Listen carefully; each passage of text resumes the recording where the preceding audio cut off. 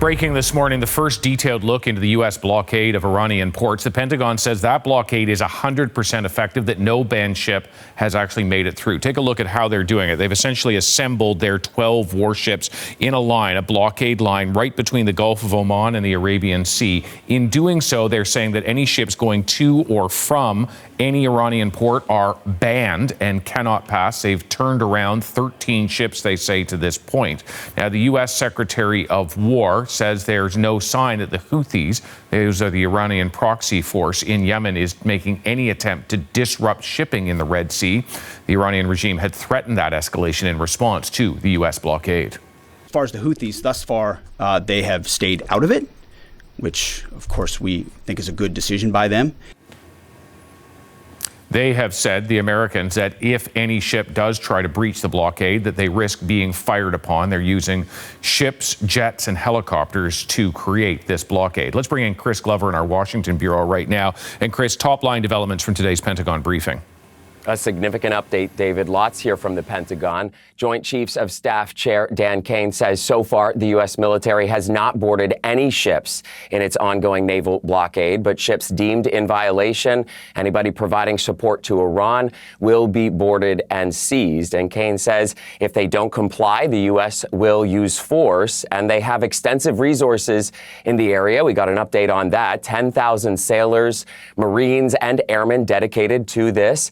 Over a dozen ships and dozens of aircraft are executing the mission. And Caine, as you said, says that 13 ships have made the, quote, wise choice to turn around. And Caine drawing an important new distinction today about this blockade. Let's listen. Let me be clear. This blockade applies to all ships, regardless of nationality, heading into or from Iranian ports. The U.S. action is a blockade of Iran's ports and coastline, not a blockade of the Strait of Hormuz. Enforcement will occur inside Iran's territorial seas and in international waters. All right, so David, that is an update on Operation Epic Fury. And at the same time, U.S. Treasury Secretary Scott Bessent is launching Operation Economic Fury. Those are new economic sanctions on countries doing business with Iran. The Trump administration says it is the financial equivalent of a bombing campaign. Chris, only 6 days remain in the ceasefire as it stands. Is there any indication that these two sides or more will return to some kind of negotiation? Bit of a bright spot, David. Pakistan's foreign ministry today saying that the U.S. and Iran are both open to another round of talks after last weekend's failure to produce a deal, but no date or location has been set yet.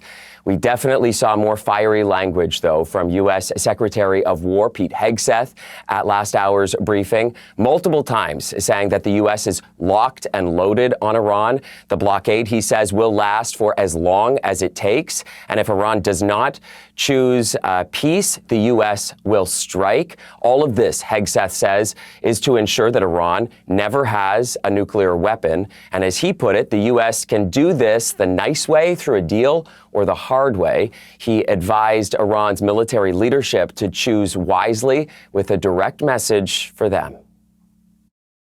This blockade, which the chairman will detail this morning, is the polite way that this can go. To be clear, threatening to shoot missiles and drones at ships, commercial ships that are lawfully transiting international waters, that is not control. That's piracy. That's terrorism. Significant updates today on the second front of this war as well. Israel pressing ahead with its aerial and ground war in Lebanon. Trump posted yesterday that Israel's prime minister and Lebanon's president would speak today following that historic meeting of their ambassadors here in Washington on Tuesday.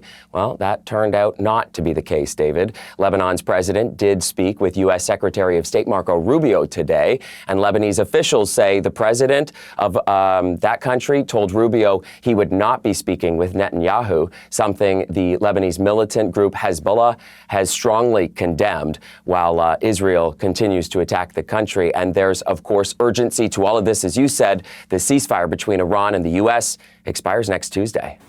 Chris, thanks very much. Thank you.